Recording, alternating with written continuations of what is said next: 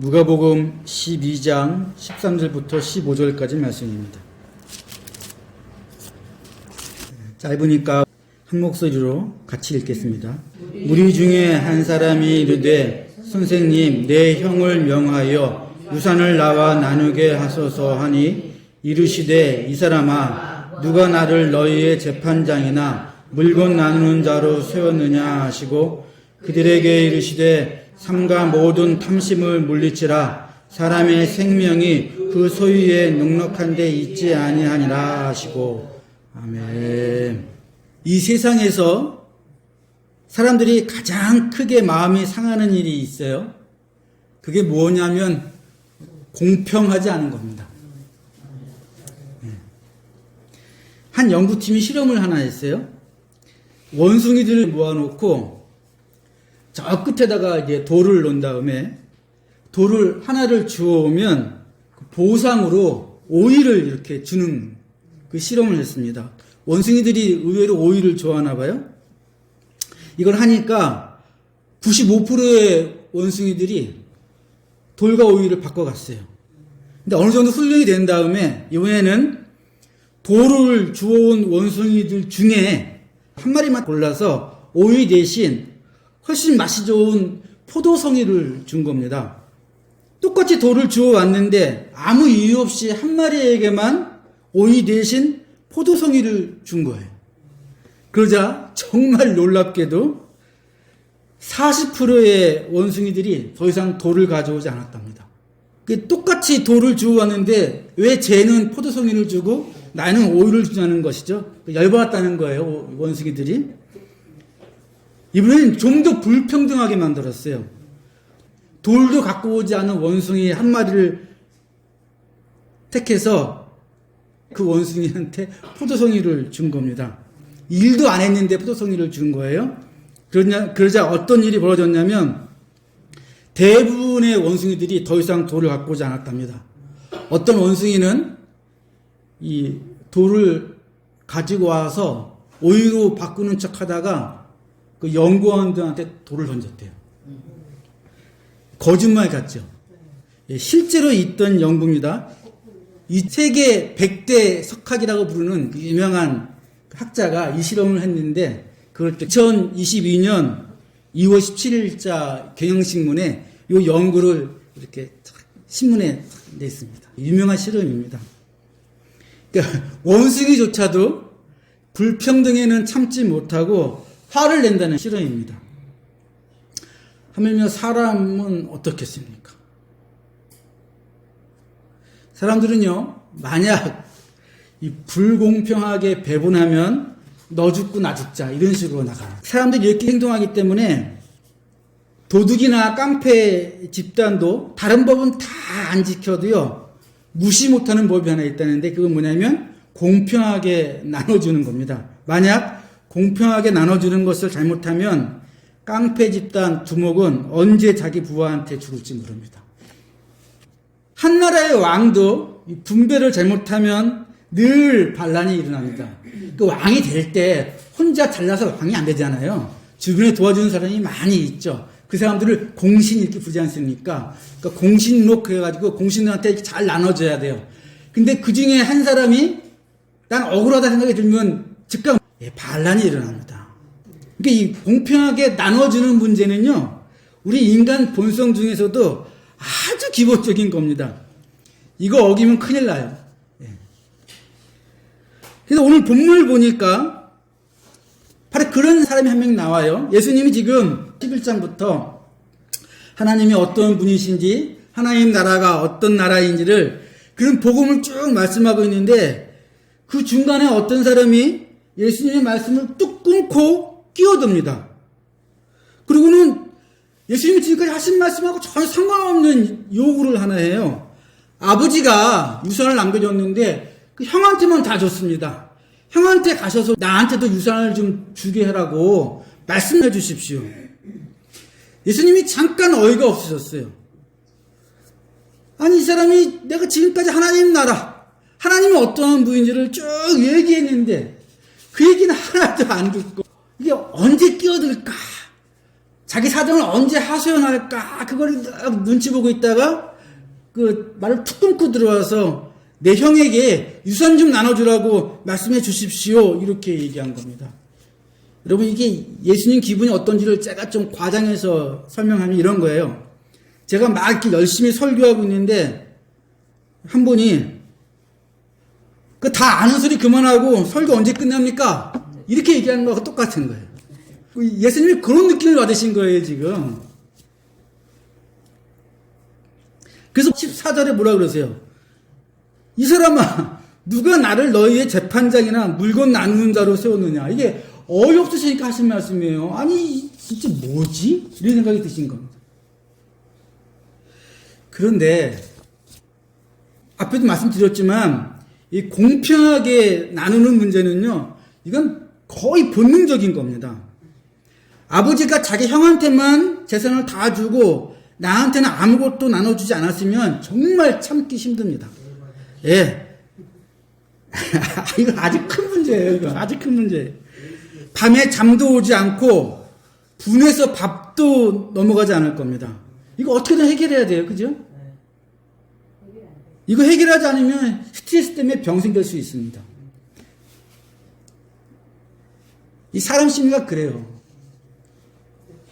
이게 큰일이기 때문에 이 사람이 예수님한테 온 거예요. 이게 죽고 못 살 일이기 때문에. 1절 보세요. 예수님이 말씀을 하시니까 그냥 사람들이 그 권위 있는 말씀에 놀라서 수만 명이 서로 밟혀 죽을 정도로 몰린 거예요. 그러니까 이 사람이 예수님한테 괜히 온 게 아니에요. 예수님쯤 되는 분이 수만 명이 모여서 막 우러러보는 분이 자기 형한테 아니 어찌 그럴 수 있냐. 동생한테 유산을 나눠줘라. 이렇게 한마디만 하면 형도 무시 못하겠지라는 생각으로 지금 예수님께 온 겁니다. 근데 예수님 말씀은 하나도 안 들어와. 예수님이 뭐라 그러셨는지 관심도 없어. 내 문제만 큰 겁니다. 내 문제. 이게 바로 우리 문제죠. 이게 바로 우리 문제입니다. 아, 예수님 좀 됐고요. 제 문제 좀 먼저 해결해 주세요. 그래서 예수님이 해결해 주십니다. 자, 이렇게 말씀하세요. 이 친구가 무리를 뚫고 와서 어떻게 예수님 말을 끊고 내가 이게 하소연할까 이럴 때 이미 예수님이 아시고 하신 말씀이 있습니다. 6절 7절 제가 읽어드릴게요. 참새 5마리가 2아사리온에 팔리는 것이 아니냐. 한 2,000원에 팔리는 것이 아니냐 이런 식이죠. 그러나 하나님 앞에서는 그 하나도 잊어버리시는 바 되지 아니하는도다.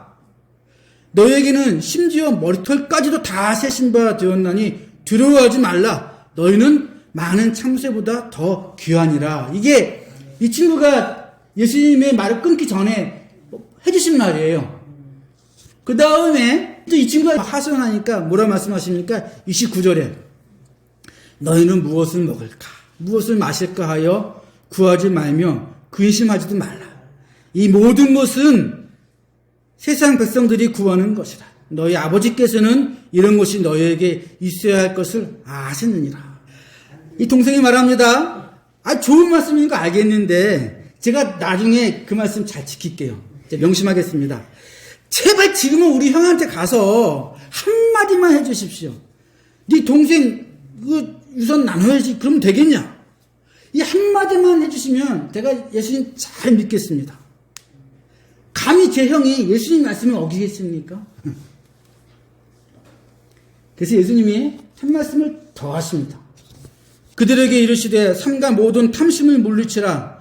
사람의 생명이 그 소유에 넉넉한 데 있지 아니하니라 하시고 또 비유로 그들에게 말하여 이르시되 한 부자가 그 밭에 소출이 풍성하며 심중에 생각하여 이르되 내가 곡식 쌓아둘 곳이 없으니 어찌할까 하고 또 이르되 내가 이렇게 하리라. 내 곡간을 헐고 더 크게 짓고 내 모든 곡식과 물건을 거기에 쌓아두리라. 또 내가 내 영혼에게 이르되 영혼아 여러 해 쓸 물건을 많이 쌓아두었으니 평안히 쉬고 먹고 마시고 즐거워하자 하리라 하되 하나님은 이르시되 어리석은 자여 오늘 밤에 내 영혼을 도로 찾으리니 그러면 내 준비한 것이 누구의 것이 되겠느냐 하셨으니 자기를 위하여 재물을 쌓아두고 하나님께 대하여 부유하지 못한 자는 이와 같으니라. 이게 지금 이 동생이 유산 좀 나눠주게 하십시오라고 한 다음에 나오는 비유예요.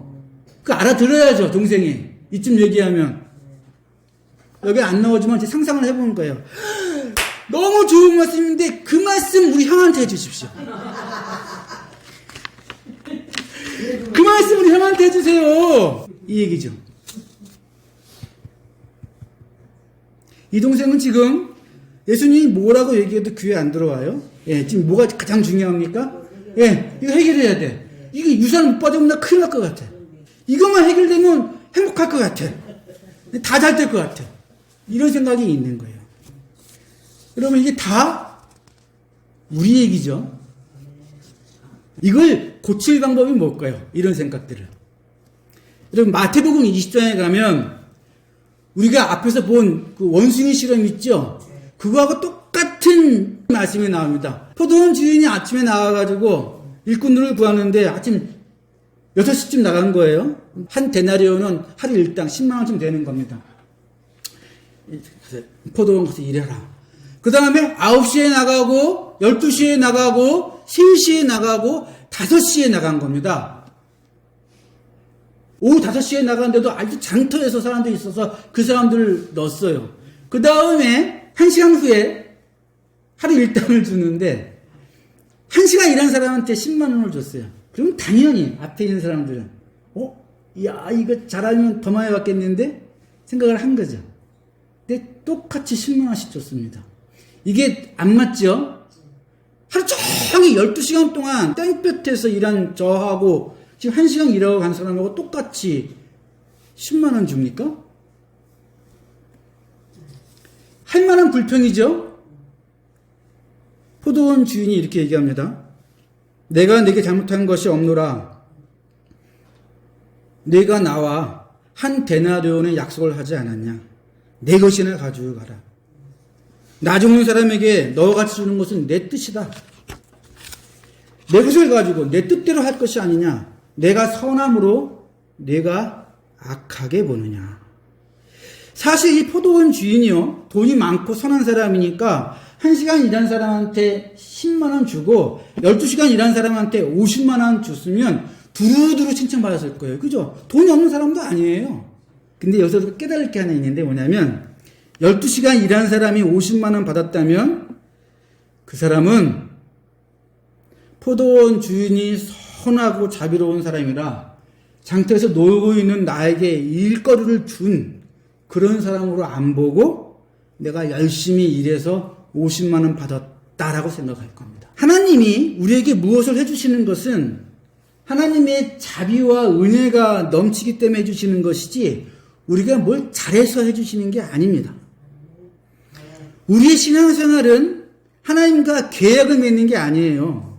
하나님하고 협상하는 거 아닙니다. 하나님으로부터 은혜와 자비를 받아서 하는 것입니다. 형에게 유산을 좀 받아달라고 조르는 이 동생은 예수님이 유명하니까 예수님을 이용해 먹으려고 합니다. 근데 예수님이 이렇게 말씀하세요. 하나님은 너희의 머리털까지 다 세고 계시다. 너희가 무엇을 먹을까 마실까 구하지 말며 근심하지 말라. 너희 아버지께서는 이것이 너희에게 있어야 할 줄 아시느니라. 무슨 말씀이냐면 나는 너희의 아버지다. 아버지가 자식과 계약을 맺고 협상을 하냐? 아버지가 자식과 협상을 해가지고 도와주는 거 아니지 않냐? 날 이용해 먹으려고 그러지 마라. 난 원래부터 너 편이다. 난 원래부터 네 편이니까 내가 너희를 품어주겠다. 나에게 있는 건 너희에게 다 주겠다. 이렇게 말씀하시는 겁니다. 여러분, 하나님한테 우리가 나아갈 때 이걸 깨달으면 하나님과 아버지와 자식의 관계로 살 수 있지만 이것을 깨닫지 못하면 유산을 받기 위해서 예수님을 이용해 먹으려고 하는 이 동생처럼 신앙생활 하는 겁니다. 우리가 하나님을 아버지로 여기신다면 여러분 우리 좀 느긋하게 좀 기다려야 돼요. 내가 바라고 원하는 것이 있지만 그것이 되든 안 되든 여유가 있어야 됩니다. 이 조바심 내며 살 거 별로 없어요. 이 포도원 주인이 5시에 나가서 데려온 사람도 있지 않습니까? 그 사람들이 장터에서 놀고 있었어요. 그래서 묻습니다. 아니 이 시간까지 왜 일 안 하고 놀고 있냐? 그러니까 뭐라고 얘기합니까? 우리가 여기서 하루 종일 있었는데 우리를 쓰는 사람이 없습니다. 이 사람들은 어떤 사람들입니까? 일꾼으로 부리기에도 부족한 사람들입니다. 힘도 없고 연약하고 볼품 없고 실력도 없으니까 하루 종일 장터에 서 있는데 사람들이 쓰지 않는 거예요. 그 사람을 하나님이 쓰시는 겁니다. 예, 포도원 주인은 물론 하나님이죠. 그리고 뭐라고 말씀하십니까? 나중된 자가 먼저 되고 먼저 된 자가 나중돼요. 하나님은 원래부터 우리 편이에요. 우리가 언제 실력이 있었습니까? 우리가 언제 능력이 있었습니까? 하나님이 순전히 우리 편 들어주셔서 하나님이 자비와 은혜로 우리를 여기까지 오게 하신 거죠.